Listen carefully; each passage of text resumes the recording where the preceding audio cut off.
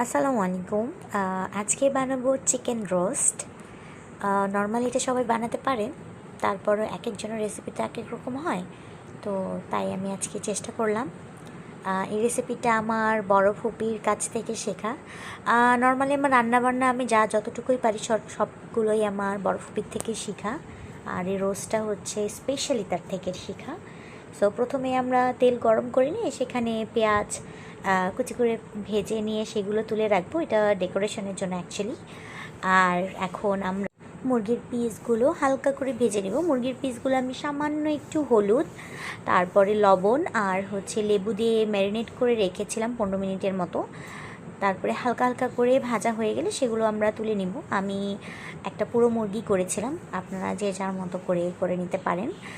খুব বেশি ভাজা হয়ে গেলে রোস্টটা যখন আমরা করব তখন সেটা একটু শক্ত শক্ত লাগবে, খেতে একটু রাবারি হয়ে যাবে। এই জন্য আমরা খুব হালকা করে ভেজে নেব, বেশি ভাজবো না। এখন ওগুলো তুলে নেওয়ার পর একই তেলের মধ্যে পেঁয়াজ বাটা, রসুন বাটা, আদা বাটা একসঙ্গে দিয়ে ভেজে নিব। এরপরে আমি হচ্ছে কাঁচামরিচ বেটে নিয়েছিলাম, তো সেই কাঁচামরিচ বাটা দিয়েছি, কিছু গোটা মশলা দিয়েছি ওই তেলের মধ্যেই আমি মশলাগুলো ভেজে নিচ্ছি। কাঁচানো গন্ধটা চলে যাওয়ার পরে সেটার মধ্যে রোস্টের মশলাটা দিয়ে হালকা পানি দিয়ে সেটাও খুব হালকা আছে বেশ কিছুক্ষণ মানে ভুনে নিতে হবে। আমি মোটামুটি 5 থেকে 7 মিনিট ভুনে নিয়েছি। তারপর দেখতেই পাচ্ছেন সেটার মধ্যে থেকে হচ্ছে একটু তেল বেরিয়ে এসেছে। এবার আমি বাদামের পেস্টটুকু দিয়ে দিলাম। কাজু বাদাম পেস্ট করা ছিল, দেখতেই পাচ্ছেন কালারটা একটু চেঞ্জ হয়ে গিয়েছে। বাদামের পেস্টটা দেওয়ার পরে সেটা আবার একটু হালকা ভেজে নিয়ে তার মধ্যে আমি মুরগিগুলো দিয়ে দিয়েছিলাম, ব্রেস্ট পিস আর লেগ পিসগুলো দিয়ে দিয়েছি।